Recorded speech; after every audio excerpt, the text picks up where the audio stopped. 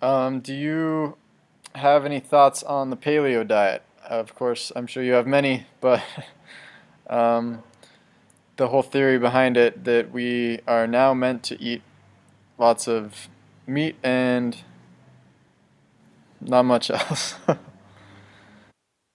Yeah, yeah. Well, yeah, I think it's absurd. I mean, there's no point in beating around the bush. First of all, many of the scientists that I've read have suggested that we probably never ate a lot of animal products, even during the Paleolithic period, whatever the period was, um, because we weren't very good hunters. We had sticks and rocks, and so we weren't all that successful at capturing and killing animals. We were mostly eating the berries and fruit and nuts and shoots and leaves that the women were likely out gathering, and in fact, as I'm sure you know, the study on the teeth of every known hominid that was done at Johns Hopkins University probably 25 or 30 years ago now, showed that every single one of them lived primarily on fruit. I forget his name. He's been given a name, but the Swiss man who was found frozen in the ice that was 10,000 years old um, in Switzerland, his stomach contents were essentially nothing but berries and vegetation, fruit primarily, is what he was living on. So I've seen no evidence to suggest that humans ever lived on primarily fruit.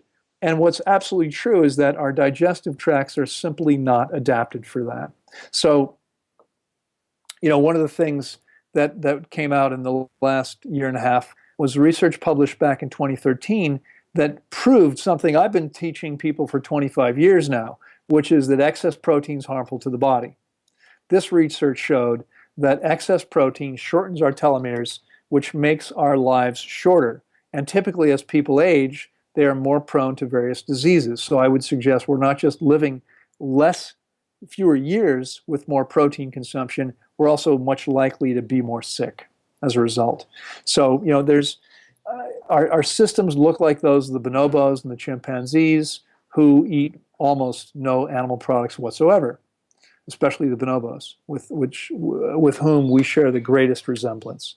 But even the chimpanzees, Leakey said maybe they eat meat twice a year. What if it's 5 times a year? It's clearly not a significant part of their diet, and there's no reason that we need to be eating it. Now, we were just talking about this here today in one of the lectures today. One of the questions I got during lecture time was, how about the blood type diet? And someone said, well, yeah, I mean, with my blood type, I should eat meat, right, to be as strong as possible. I don't believe that. I don't believe there's any science to support that, but I believe it may be true that people with certain blood types may, for various reasons perhaps, may be, for instance, let's look at the ones that should eat meat.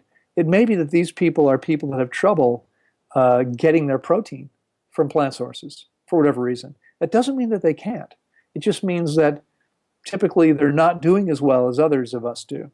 So they might they might feel and function better if they're eating animal products, but they're going to get sick and live a shorter life. So it's clearly not something that we need to be doing.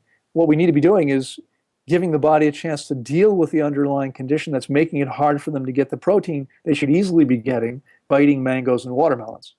Because as I'm sure you realize, Rainey, every living cell contains both fat and protein. We theoretically should never need to eat concentrated sources of either. I'm not saying we can't.